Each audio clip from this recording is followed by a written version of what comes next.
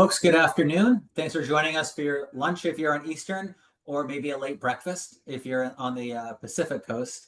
My name is Dustin Siggins with Proven Media Solutions, and joined by Sam and Trish. And today we're going to talk about how to implement AI throughout a corporate communications function, and really across the whole organization, acting as communications leaders. I've not worked in the corporate background. That's why we have these two experts here. My experience in AI has been a very interesting one because right before ChatGPT launched, my firm had an AI client. We had just learned what generative AI meant. And 30 days later, no one cared that our client had $9 million in investable funds because ChatGPT was taking up all the bandwidth. But what I found most interesting about our client was how excited they were for AI to take over the things that were just people were doing, but didn't allow us to elevate our thinking, our communication, our interpersonal relations, and do what only humans can do. But even despite that client, I didn't really understand it on a tactical level until earlier this year. Last week on the show, we talked about how we brought Sam as a consultant to build out and train our team on how to use AI to create content at a really high quality level. So, it allows us to put out content, what, Sam? 2x what we were doing previously on speed. Oh, a lot faster than, yeah, at least 2x without losing quality. But as I realized as we were talking about that episode, planning for that episode, that's a team level execution. We're an agency of 8 people. Sam and Trish have worked in environments where there's dozens, hundreds, thousands of people who need to implement AI in systematic fashions. So today, that's what we're going to talk about. And we're going to talk to Trish about the sort of corporate thinking. And Sam is going to really bring in her she needs to trademark. If you haven't trademarked this, Sam, you really need to. People, processes, and systems on how to make those strategic and tactical execution steps to ensure that AI is being implemented properly. So please introduce yourselves and let's kick this off. Yeah. Hi, I'm Trish Nicolas. I have 20 plus years of experience, both in-house and also as a consultant and agency side in communications, brand, and marketing leadership. Yeah, so that's my background. I don't know if you want us to kind of dive into some thinking or just do intros, Dustin. No, an intro is great, Sam, and then we'll kind of dive into some sort of structured breakout. Absolutely. I'm Samantha Riel. I am the founder of Scale Without Chaos, which is a consultancy and a podcast that talks all about business growth, visionary leadership, and scalable systems. And of course, one of those systems that we work on scaling is AI. I created the Scale Without Chaos framework, which is all about people, processes, and systems. If you want to hear about it, you can, of course, go to my website. But that's the framework for what we're going to be talking about today. And one thing I always forget to say is please bring your insights and your questions into the comments. We really want to make this interactive because, as Trish is going to lay out, very few people are actually experts on this. We're all figuring it out as we go. And as Sam's going to point out, people asking of how do we use AI kind of misses the boat. So Trish, let's talk about what you said earlier today in our prep call of, no one's really an expert, but we still have to figure it out in a systematic, strategic fashion. Yeah, no, absolutely. I think, I come at this too with the bulk of my most recent experience is in-house, leading corporate communications and brand teams. And I think from that perspective, what I'm seeing is that, 2025 was a year, has been a year, the past couple of years, year of experimentation and really kind of using AI ad hoc as a tool and sometimes as an afterthought, frankly. I think looking ahead, 2026 really is going to be the year where we start to integrate or need to integrate AI, agentic AI in particular, into our organizations and our operations. And so I think we're at a big inflection point here. We have to very quickly move beyond that kind of tactical tool thinking and more, I guess the title of this session is about, moving into a core capability. And I think we have to do that pretty darn quickly. So like you said, the good news is that we're all learning and growing. AI has not been at the forefront. There's been a lot of, AI embedded into tools that we've been using over the years, but really has come into the forefront with ChatGPT and a lot of the other tools that have launched. So we're all learning together. I think that's an opportunity right? That we can really develop those skills, both in-house and then with the help of Sam and others, who are focused on, how do you develop the systems and the people and the processes using the technology that's available to us today. And so I think it's not no longer about being AI enabled. We need to be thinking about developing AI forward mindsets. It's very interesting. I think I've been around long enough to see this happen a few different times. Of whenever there's this big new boom, everyone really so there's the adoption curve, right? But everyone really jumps on that adoption curve out of fear more than anything else. And I think we've seen that play out in the most amount with AI, because there's this amorphous, we have to do AI. And that's the legitimate sentence, is we need to be doing more with AI. And when you actually say that out loud, it's a wish, not a strategy. And so you really need to take it down to the level, the tactical level, and actually make sure that you know what the doing more with AI means. And I couldn't agree more with you, Trish. It really has to be something that is a forefront. It is not a bolt-on tool. It is part of your strategy. And I think a lot of people are like, oh, well, we don't really need to train on AI because it's easy to use. That's going to be something that we're going to talk about in a few minutes. Yeah, I think too, one of the things that we need to be thinking about, Sam, and I agree 1000% with everything you just said, is that, it's a question of not just even from, and we'll talk about the people, but bolting it onto your plans, or bolting it on, like you said, to your teams. Like I've seen a few roles where it's hiring a director of AI communications. Yeah. I mean, I think you would agree too that we need to be upskilling everybody.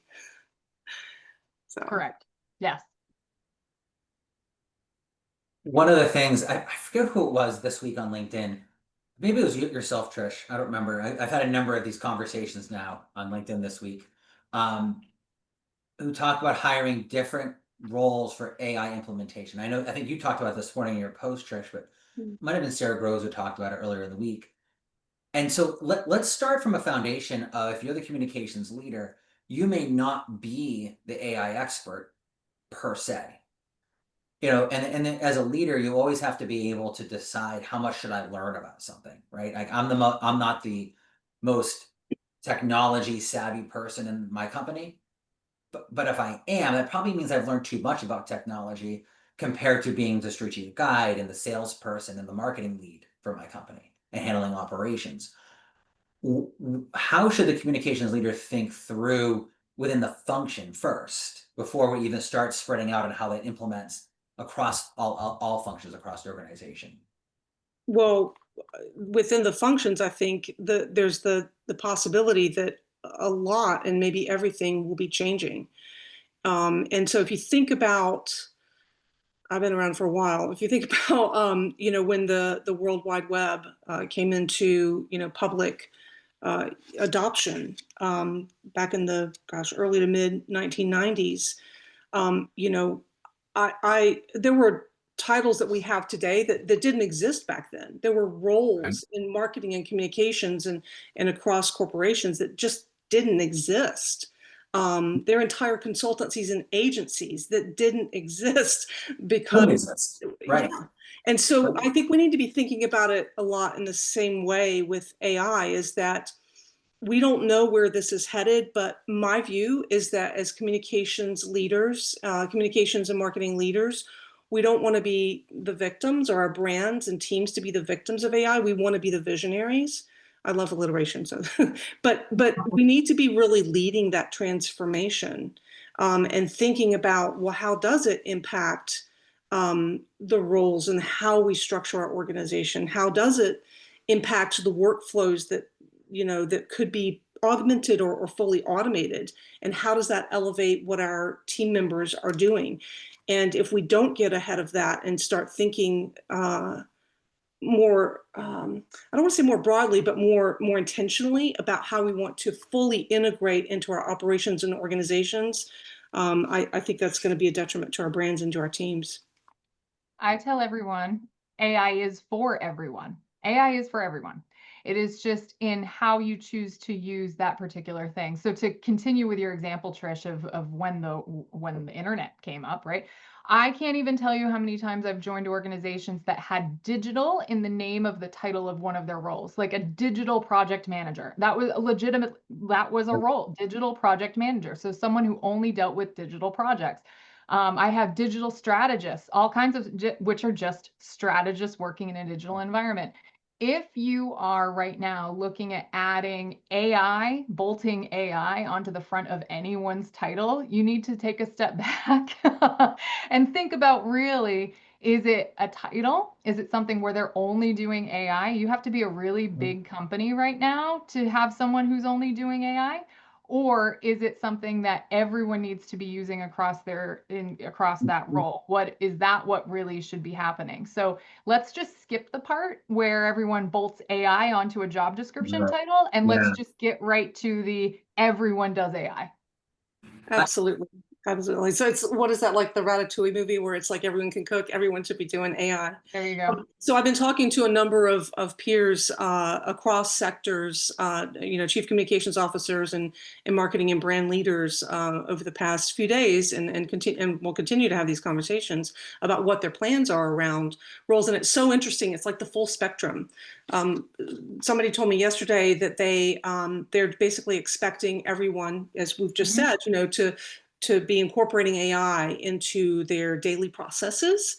And I know you'll be talking more about processes, Sam, but just, kind of, we're infusing it everywhere, which is kind of what we're saying. And then somebody else said, oh, I'm looking to hire a director of AI communications, and we want that person to, to not only run the AI, but like to train the rest of the team. And so it was like this full spectrum. At least they're thinking about it. I think that's a good thing, right? But that I posted this morning, as Dustin referenced, I did post, if I were to hire 2 AI specific roles, they wouldn't be function specific, they would be function agnostic. And one would be more about building the agents, but part of their role is to make sure that the team also knows how to do that. And so that they're building and managing, the agents and analyzing the workflows and integrating AI across all of the functions. And then I would have somebody who's like an AI knowledge manager, an intelligence manager, that was responsible for also training the rest of the team, but making sure that we're tapping all of the knowledge and the information that we have and aggregating that. Governance is a big part of that too. But I do think that, there's like this on-ramp period where we may have roles that are a little bit more AI specific or a lot more AI specific, but you can't bolt it on, like you said. You can't silo it, right? Because we're in a moment with AI where those silos are breaking down, like even internal and external audiences, that's all breaking down.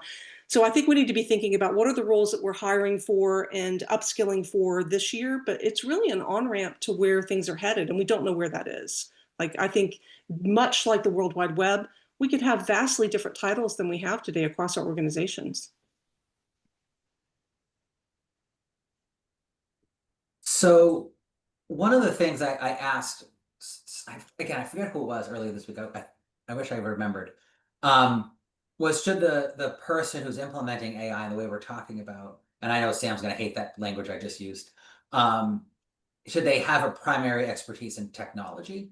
Is it primary expertise in HR, so they can know how to talk, think about personnel? Should they be able to think through communications function? Because the theory that communications is part of every aspect of a company, and thinking through the, how we think internally and externally. But it sounds like it's almost somebody who is an operational expert with significant technical expertise to ensure that they can be, as you said, silo function neutral. Does that sound like the right background to look for from a strategic, perspective if you're hiring or trying to become hired in that kind of role? I have thoughts on this. So I did some research into what are some AI roles that are currently in the market today for a communication strategist. And one of them is an AI communication strategist, legitimately an AI communication strategist. In that particular case, that would be a communications strategist that uses AI as part of their role. So they are creating the systems, They're the ones who are writing some low code, no code bots, assistants that are helping them, or they are using what other people on their team have created in order to make their job easier, right? So those are the types of, that's the type of person I would be looking for there. In terms of some of the others, AI quality editor, please. That's just an editor, right? There's no reason for an AI quality editor. Narrative intelligence analyst. And this one was one that I thought was interesting, given some of the conversations that I've had this week. The narrative intelligence is typically something that involves connecting lots of different pieces of information, and people just don't do it because there's no way that their brain could be able to do it at scale, right? So you would never be able to look out over all of these different platforms and create narratives. It would just take too long, right? That particular role, if that role were to exist, would involve some heavy code or some more code in terms of AI. So in that role, you would look for someone who is a little bit more of an ops person who can kind of create these assistants for you. So it all depends on the role in terms of what's a forward-thinking part or component of their role versus the other, and as it would be for anything. But I'm just warning people against, please just don't bolt AI on top of people's job descriptions and say, hey, we're implementing AI. Well, here's the thing. I mean, there's really nobody, and correct me if I'm wrong on this, Sam, that has 5 to 10 years of experience in any of these roles. Because not unless you're super techie. well, they kind of didn't exist in the Yeah. communications, and they didn't exist in the communications brand and marketing world, right? So this is all brand spanking new. So if you're looking for somebody who's got gobs of experience, first of all, I would say you need to tap the consultants who are focused on stuff like this, like Sam, to help your team, navigate and lead this transformation. But if you're hiring somebody net new, you're not going to find somebody with 5 to 10 years of experience. So I would look for somebody who's at least been experimenting, that's been playing a lot, that's been exploring, who is somewhat tech savvy, who's, they need to be communication savvy too. But I think there are a lot of people out there who are experimenting, who are, what do they say? It's the opposite end of the laggards, like the early adopters, right? Look for the early adopters, look for the insatiably curious, and people who are being really thoughtful about it. And those are the types of things that I would look for in an interview. Is they don't have 5 to 10 years of experience doing, building agents and managing agents, but if they've been doing it more than I have and more than my team has, and they are insatiably curious and early adopters, I think that's, the type of person I'd be looking for. The best organizations that I have seen so far in terms of implementing AI are the ones that infuse it as part of everybody's job description. It's something that we are all going to do and we're going to do together. And it is going to be the people who went beyond it's in whatever technology we've already bought. That's a cop-out, in my opinion, to say, hey, we have this big system that we use every day. They're infusing AI in it, so we automatically do AI. Great, you do it in that one thing. But the ones who are really successful at using AI are the ones who sit down and they look at their week, and I can give the exact prescribe the exact phase in terms of how this goes. But they look at their week and they say, here are the 4 questions. I also have the 4 questions that we're going to go through. And based on the answers to those, connecting disconnected things and creating an assistant that does it and making that scale. Those are the ones who are doing really, really good work right now. Those are the ones who get AI. They're the ones who can move forward. That's what we're looking for here. That's what we're trying to coach to. We're trying to coach to people actually getting into the inventor seat. Really, it's in the inventor seat and creating what these assistants can do for your business because they can be so tailored and actually scaling that.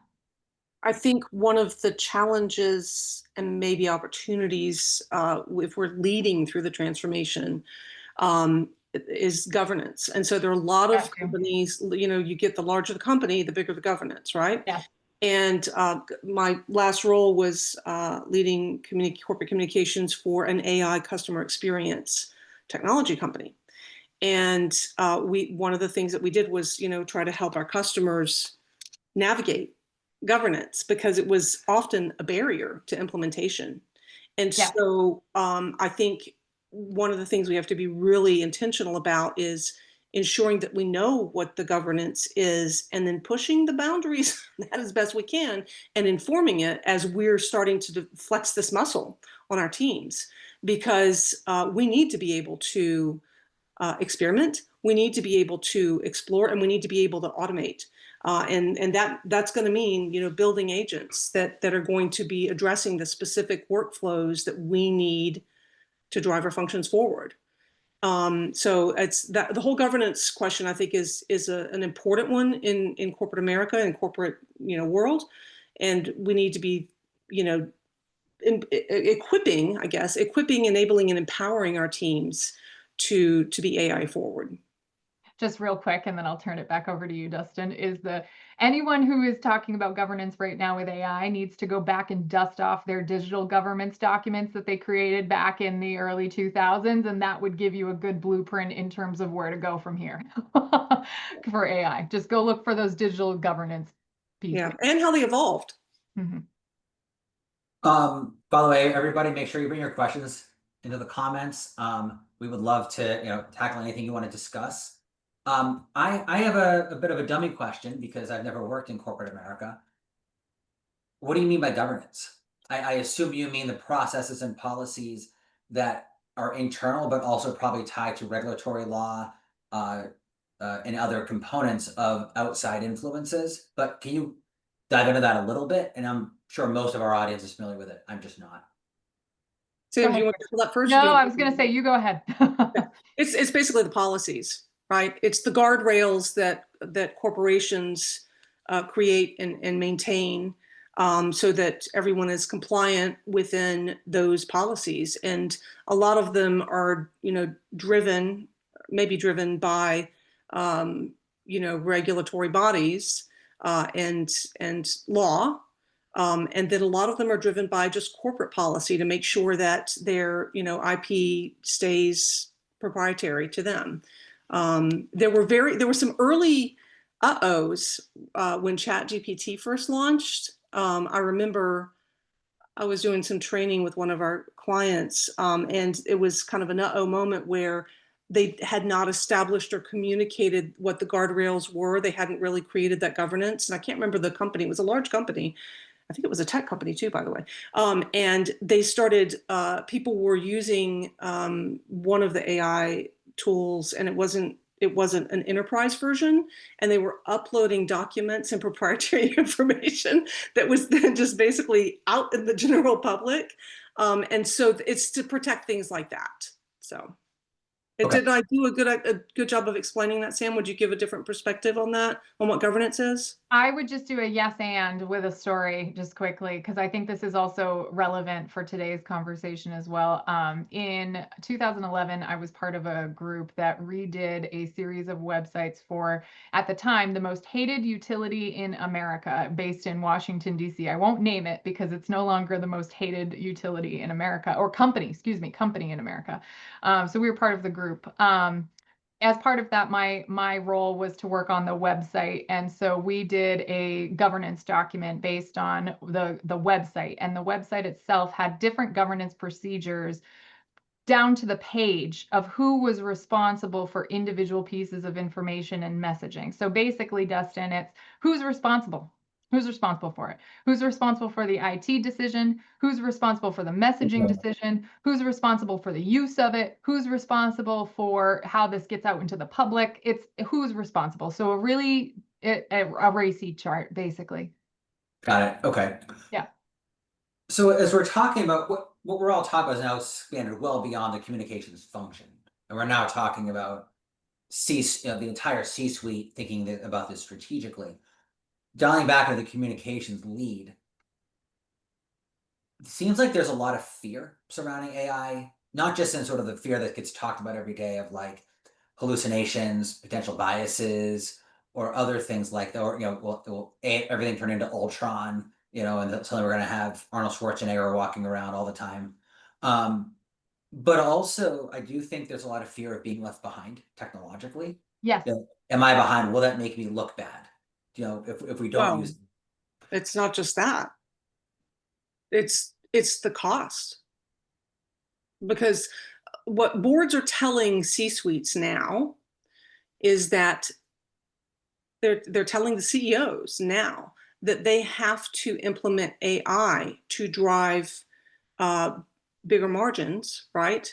Greater value. Oh, true. And a year ago, and I can't remember, I'd have to find the source for this, but a year ago, there was a report that came, oh gosh, it was an AI company based here in Atlanta, I think, or maybe it's based in France. Anyway, and I'm going to say it wrong. I think it's Data IQ or something like that. But they did this study that said that CEOs were being told by their boards that if they didn't implement and derive ROI from AI within 3 years, that they were out. So that's the pressure they're getting at the C-suite 3 years level. is a generous time frame. Isn't it? Isn't it? It is. Yes, It is. it is. But you know what? I mean, that's really what they're looking for. It's not really, I don't think about we're behind. I think it's we need to drive bigger margins and greater value for our investors. People are hearing essentially that they are able to make a lot more money with a lot less effort using AI, which is true. It can be true depending on the way that it is implemented. Dustin, you have a case study that says this exact Right. same thing, right? And so boards are looking at this and saying, hey, if this is an opportunity for us to be making more money with less overhead or less whatever, then we should be doing that. And hey, Mr. CEO, Mrs. CEO, Miss CEO, you are responsible for making sure that that happens. And so that's essentially what it is. So there is a lot of fear when it comes to that, but it's really opportunity cost. It is what do we get if we do nothing? And the answer is if you do nothing, you are going to be in a world of hurt in 3 years. You are going to be left behind. That is very true. And I'll tell you too, so coming from a customer experience technology company, there's an expectation, particularly if you look at kind of generational demographics, there are certain generations, the Gen Zs, the Gen As, they're expecting that AI experience, that AI driven interaction. They want efficiency, and that they want, accuracy. Don't we all, right? But there's just a bigger expectation for that because they know what AI can do. And so, yes, it does come back also to reputation and customer retention and loyalty. So along those lines, though, I mean, it does seem like people ought to get excited, right? The stock market's doing well, people start buying, which is actually kind of the wrong time to buy. People often will make more money in their personal life, and that's when they buy a lot of stuff and maybe put themselves under more debt. When we come to implementing a lot of these systems, again, not being from corporate America or corporate world, Trish, 3 years to me seems like a reasonable time window because you have to be strategic, right? Humans don't change. You still need a strategist at the end of the day, setting a goal, bringing in the right people, beginning the experimentation processes. So it seems to me like if you're get that expectation from your board, that should accelerate you towards what are the, say, 3 best ways we can do this, at least tactically. Use that as your case study to then say, this is how we then would do it strategically in those following windows so we can show the board we've hit their metrics along the way. What am I missing in that Yeah, stuff? so this goes back to something Sam said, and I know she'll riff on this as well because she's got a lot of great insight on this topic. But the challenge from a broad perspective, and I'm coming, customer and employee experience, technology implementation, a lot of the challenge that companies have had, at least up until last year, is that they were trying to boil the ocean. We were talking about this earlier in our prep call, right? Like, Oh, yeah. overwhelming. Like they were trying to boil the ocean, and they were like, we've got to implement AI, and it's a race to the finish, and we have to implement AI. And they were trying it at the broadest possible level. And guess what? It cost them a lot of money. It cost them a lot of money, and they didn't have a lot of ROI. Now there's this new pressure, like figure it out. You have to implement, AI and derive some tangible ROI that will, drive the business forward, right? Drive real business outcomes.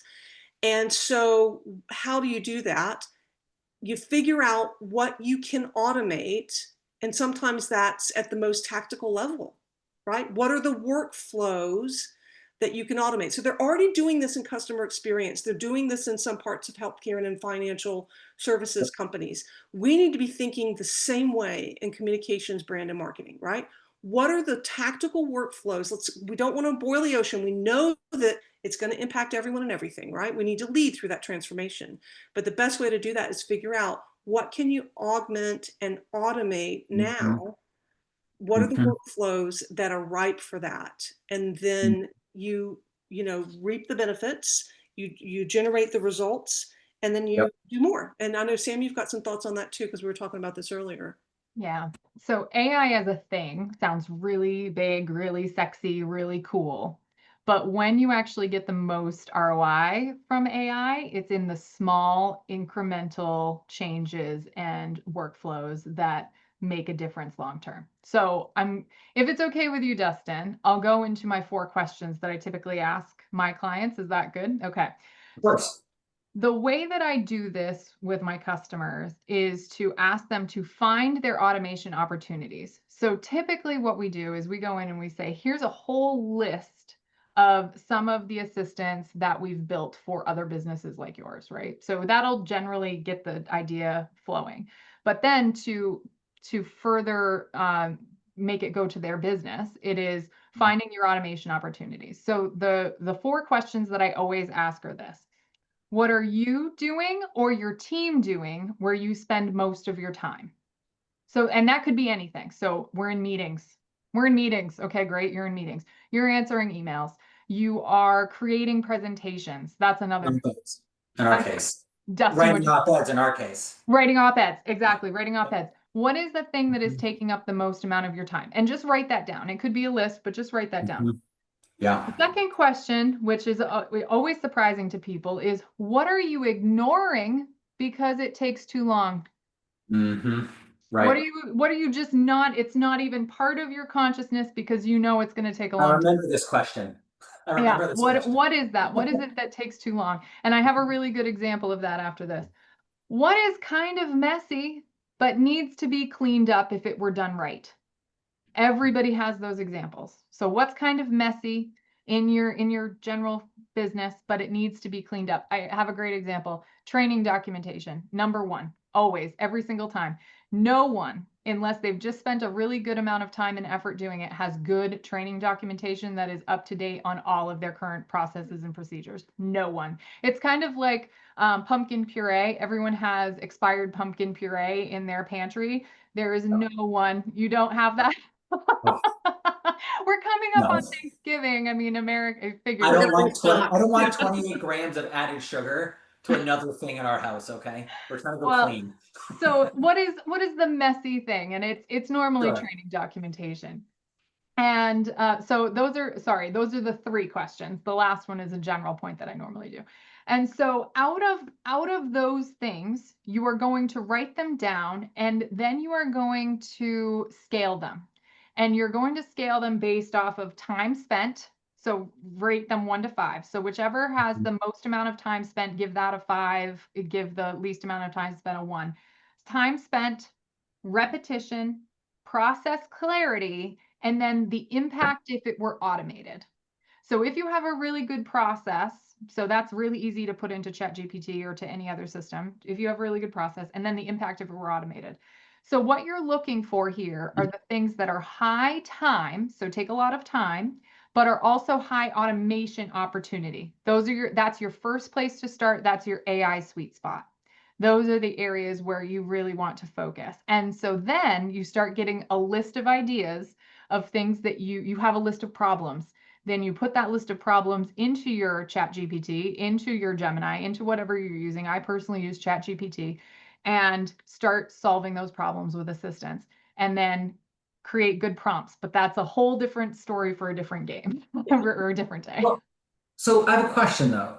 You said implement in a way that, and I forget exactly your language. It was the start. I meant custom. Yeah. Well, but you said like implement it in a tactical way that can be easily show ROI. I forget your exact language.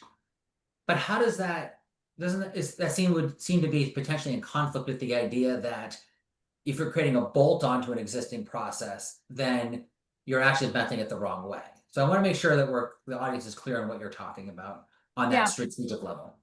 So what I mean is, so there's two different types of automate, or actually, excuse me, there are 4 different types of automation, and there's 4 different types of assistance. So essentially, there's information assistance, process assistance, decision support ones, and then expert experience ones. So those are the 4 main buckets of different types of assistance that you can potentially have. When I say that AI is part of you, not a bolt-on, it needs to be part of what you're doing in your day-to-day. So that's why that entire process is grounded, Dustin, in the first question, which is what are you and your team doing that is taking a lot of time, right? That's not a bolt-on. That's just you're trying to accelerate what you're already doing and taking the time. I'll give you an excellent example, and then I'll turn it over to Trish because I know she has thoughts on this. So one of the things that, actually, let me pause. These things are normally parts of someone's day that they don't even think about because they just do them, right? I am giving a talk tomorrow to a group of CEOs. One of the things that, if they're from all different types of industries, one of the things that they all have in common is that they have to hire people. And they have to spend a lot of time reviewing resumes and reviewing the job description and coming up with a list of questions and all of those things. Now, in general practice, what would happen is they would just get the resume. They would already be familiar with the job description because they had read it once, but they might have 5 or 10 different people that they're interviewing for this role. They would maybe prepare, maybe not, walk into the interview and just kind of read their resume and ask the questions on the fly. I built an assistant for these CEOs that essentially looks at the job description, looks at the resume, you upload them both into the assistant, and it gives you a list of green flags, like this is some really great stuff about this person based on this job description. Here's a list of red flags, like they didn't mention this, but this is something that you wanted as part of your job description. So, hey, maybe ask them about that. And here's a list of 5 questions tailored to this specific role. Think of how much time you spend getting ready to interview someone. Those are just the types of things that would go away when you use that assistant. Before you jump in, Trish, this answers my question really well, Sam. I appreciate it. I actually just talked to a recruiter last week after church one day, and he actually said that AI certainly can't, there can be issues there, but it might take 1,000 resumes and slim it down to 100. Correct. And therefore, you only have to look at 100 or 50 instead of 800 to the point you're making. So that would be, it sounds to me like what you're saying is that the bolt-on would be, oh, let's just throw in an AI tool that can do the thing, that can do something, versus a systematic approach for that specific thing that you need to improve on. Correct. And that's basically integrating it into your operations and your organization. So it's not use AI as an afterthought, or I'm going to have to go manually do this. If you're creating, an agent that can automate that workflow, it's going to happen automatically. Automatically. I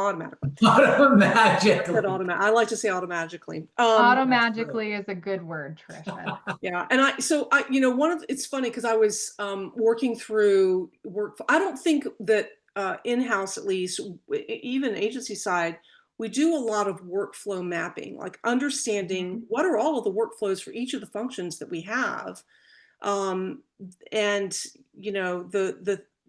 how are those workflows working? Right. Yes. Because you don't want to automate something that's broken. Most people are just bad at that. Talk about scaling and chaos. Like if you're automating something that's broken, it will create chaos.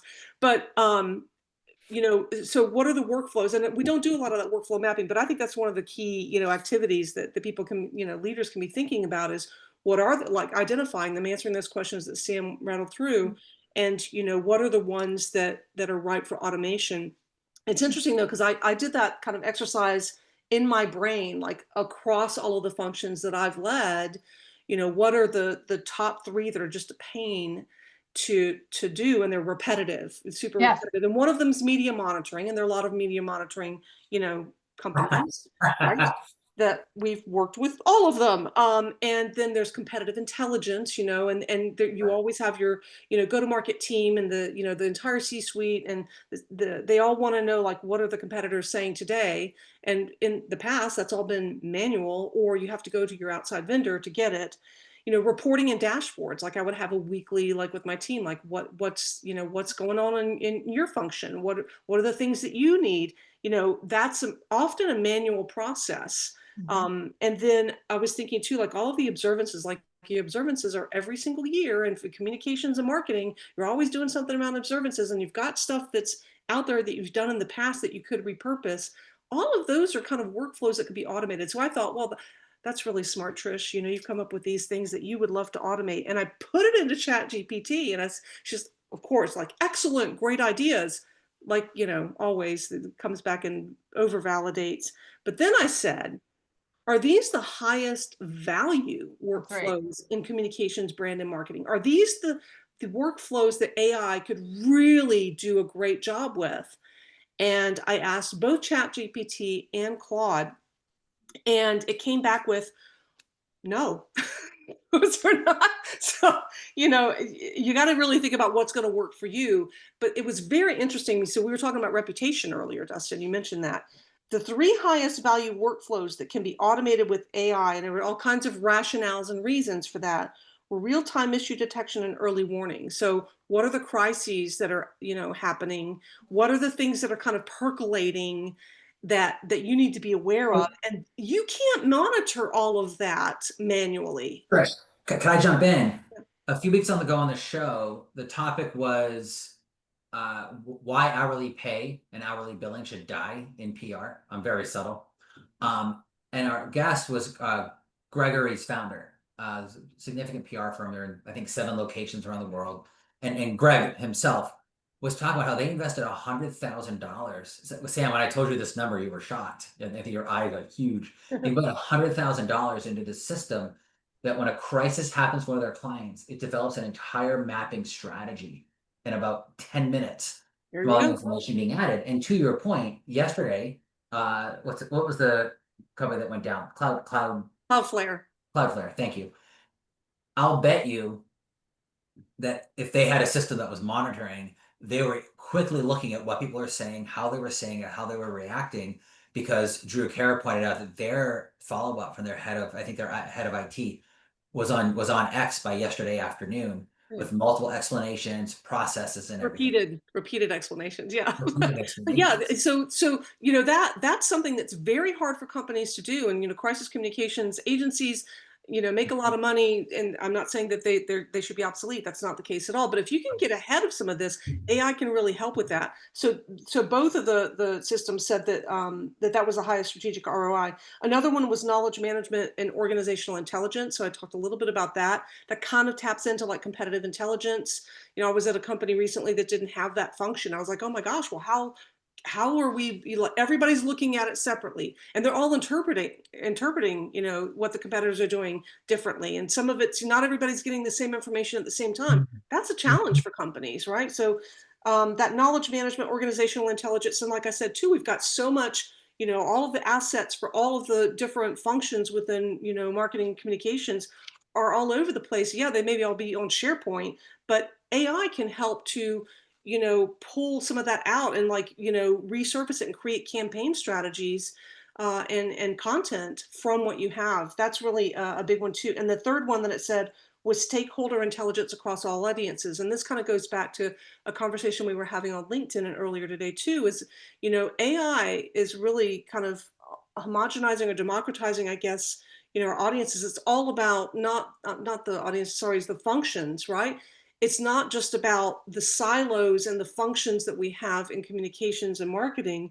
It's much more about what is the end outcome that we're trying to achieve, right? So internal and external audiences may not be quite as important anymore, because AI can actually, I'm not saying they're not important, but in terms of like having specific functions that focus on those audiences, AI can help us create content and strategies that are, here's the internal version, here's the external version, here's what you put on social media, here's what you put on your website. It's going to help us to do those things in a way. And we need the human oversight. We need the thoughtful, strategic, oversight and management of that, but it can help to automate those things. Yesterday, I commented on a post on LinkedIn that was a screenshot of, it was a picture of a newspaper, and it was a newspaper article.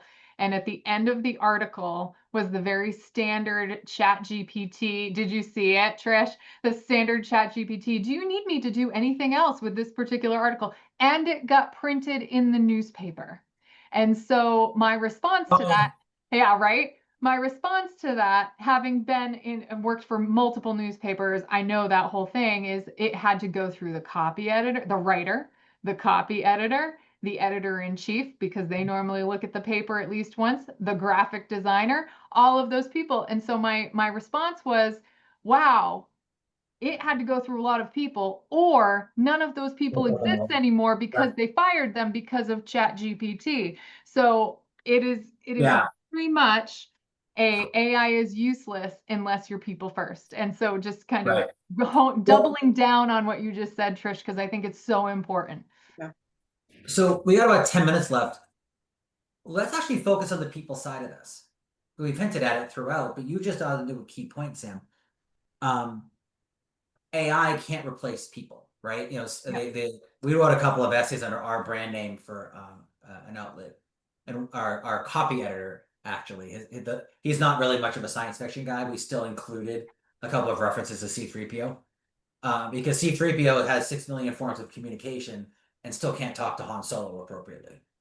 And so how do we make sure that people are included? One of the big fears, things I see from people who are, say, over the age of 35, who have at least 10 years experience in PR, and I'm just talking about that function for the moment, is, well, what about junior people in the industry? Personally, I don't think it's a big worry because that's up to leadership to figure out how to train, just like we graduated from, no one laments the horseshoe maker anymore just because they're out of business. We all say, yay, we have mechanics. No one laments the fact that hammers are out of, have reduced sales because we have nail guns for roofers. No one really seems to lament that. The printer companies are out of business because we now can send emails. No one seems to lament those things, but within each industry, of course, we have a lamentation in the moment. And so how can leaders in the communication space reassure people that we're doing this for the betterment of the function, we're doing this for the betterment of you, and sure, in the long run, there may, again, it's difference between we need fewer people in the future versus we need fewer people now is much scarier. So how do we address some of those questions and concerns? The way that I look at it is every technological advancement that we have ever had has allowed us to do more with less. Right. It has allowed us to scale our time. You could go to anything. You could talk about the computer. My parents, when they first ran their business, all of their customer records were written on index cards in a box. Spreadsheets. My parents ran it in massive spreadsheets. Exactly.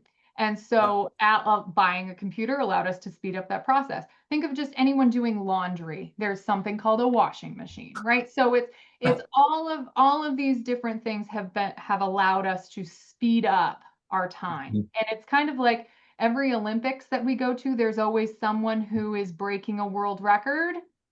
This is what we're doing. We're breaking a world record here. So we are creating new pieces of technology, new innovations to help us break world records. And so every one of these is going to be an evolution, which means that not everything is going to come through and it is not all going to evolve. But that doesn't mean that we are going to not have jobs for people who are coming out of college or right into the workforce. It just means that what they are going to be doing is going to look different in 10 years than it did 10 years ago. I agree. I think one of the things that we need to be thinking of is with our in-house teams is that upskilling and reskilling of our teams and thinking about how the job descriptions and responsibilities evolve. And, rather than necessarily going out and looking for a whole new team that's got this experience because it's still so new, let's upskill and invest in our teams. Let's, bring on folks like Sam and others who can help them get up to speed and do that reskilling that's necessary. It is interesting, though, that you mentioned I think Dustin, it was you that was saying this, how do we get the people there? It came up in another call I was on recently, like, oh, I can't remember who it was, but anyway, she was like, how do we ensure that early career communications and marketing folks build that strategic muscle, because we all had to go through the process of writing the press releases, of doing the manual research, of all of the things that we've done in the world of PR and communications and marketing. How do they build that muscle? And I think what they're going to be doing is they're just going to be building it in a different way. It's Great. That. Yeah. I had a chat with Blair Huddy where she believes that AI is going to risk our creativity. And I think that absolutely is true. There's so many studies about how bad social media is, right? There's actually a study from the University of Florida. We used it. We found it for a client earlier this year. Having a phone in the pocket was actually created more connection among young adults and teenagers because they were able to communicate when they were far away. But looking at social media on that phone was hugely detrimental.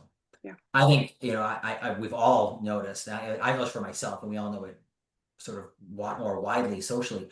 I have a harder time reading long form content that doesn't really get my attention. If it's over 1,000 words, part of that is we write op-eds as a huge part of our service, and those are 650 to 800 words. That's partly a function of what I do for work. But yeah, if it's too long, I get bored. My brain starts to shut down. It gets tired. So I'm going to, sorry, Dustin, go ahead. No, you're fine. I think that is a risk with AI is we use it so much that, there was a study from, I think it was Harvard. There was MIT and Harvard studies. I'm going to probably botch which one did which. But if those who use AI then go do a function that doesn't involve AI right after, it tires them out more because AI has created some potential laziness. So I think it is going to be up to leaders to create the environment for creative thinking, for strategic thinking. No different, again, than any other kind of technology has increased our efficiency. We then have to be responsive to ourselves and to our teams to lead better. Sorry, Sam, go ahead. No, that was the point I was going to make, is so with every advancement comes positives and negatives, and we just need to, unfortunately, it takes us time before we're able to identify all of those, and we just need to make sure that we're leading through those the best that we can. But I think AI literacy is going to be a requirement. It is absolutely a requirement. If it's not already on job descriptions, it absolutely should be. But the other thing that we don't really talk about a lot, but I am seeing quite a bit with my customers or my clients, is that it is actually causing the death of the hero employee. That's something that is that's a little different. So what I mean by that, Dustin, is, or anyone else who was confused by what I just said, sorry. Sometimes in businesses, there's always that one person that you go to. So they know how to do everything. Maybe they started first at the company, and so they're always the person that you would go to for absolutely everything. It is requiring, AI is actually saying, well, hey, we can work on a lot of that stuff that you're doing. We can make that into a process so you don't have to do that anymore and other people can learn it. So it's leveling the playing field in terms of that. So it's a good thing for the hero employee. If they're overstressed and overworked and things like that, that's great. It's good for the rest of the company because then they learn what those people, processes, and systems things all are. But that's another thing that I'm seeing as a side benefit of this. I will call it a benefit, is that it is reducing the amount of reliance on one particular person, because people can do things so much faster. Before, where they would say, oh, we're not creating that training document, we're not doing that SOP because it takes time to do it. It always falls by the wayside. Hey, it's already done. I'm really concerned, though, Dustin, you said something about laziness. And I think this is a moment where we actually need to really flex our critical thinking skills more than ever. And so that's what I would ask, early careerists to be thinking about, and the younger generations to be thinking about, and all of us really, is now's not a moment to be lazy. Now's a moment when we actually have to, flex and hone those critical thinking skills, because just think about, rampant misinformation and, the videos that are just amazingly done now that are deep fakes. We have to be critically thinking, or critical thinkers, much more than ever before. Well, too, also, when you're doing content creation that you're trying to differentiate, again, I mentioned earlier, we're an earned media firm. we work with a lot of agencies that are heading, they do LinkedIn, Substack, newsletters. A lot of PR agencies, a lot of in-house teams don't do as many op-eds. They don't do as much of that traditional earned media interview, because why would you? You have your own podcast, your own newsletter, your own semi-owned social media, etc. But that also means that just because you put stuff online doesn't mean it actually stands out. So too, there's gonna be a lot of critical thinking in how content creation is done in order to be more strategic. Again, we brought Sam in for a 1-month training. It doesn't eliminate the fact that humans need to be strategic with other humans and think about messaging. It doesn't take away from the fact that we find a third-party influencer to be involved with that content's dissemination. And it doesn't take away from the fact that we still have to find the outlet and then reach the people at that outlet, the humans at that outlet, and then disseminate to other humans through other functions after it's closed. It only eliminated, so to speak, or really accelerated, I should say, one step of the process. And even that, as if anyone wants to watch last week's episode, even that part of the process requires a human brain to not just say, well, that paragraph is too vague. We have to be very specific. So to your point, Trish, we need to make sure we're, even in those tactical and task level execution, being strategic and thoughtful and intentional. Well, this was a lot of fun. I learned a lot of new phrases and words. What was the one you said, Trish? Governance. No. I know that. I've been in politics long enough. I know that term. I didn't know exactly how to implement it. No, what was the magic? What was the magic implementation? Oh, automatically. Yeah, automatically. That was the best one. Yeah. This was a lot of fun. Thanks a lot, folks. Really appreciate. And then anyone who wants to watch this, it's on LinkedIn Live. So it's on LinkedIn forever until they shut down LinkedIn, or it goes down because there's a cybersecurity breach. So Sam, Trish, thank you very much. And Trish, today was the first time we've ever seen each other. So thank you. This was a lot of fun. Oh, we didn't see each other on our last call? Well, it was a lot of fun. I enjoyed it. I feel like I know you this way because I see you on LinkedIn all the time. So we're on LinkedIn all the time. All right, folks. Oh, I hear one of my children yelling, so I probably need to go stop and help. Thank you. Catch y'all later. Take care. Thank you, Brian.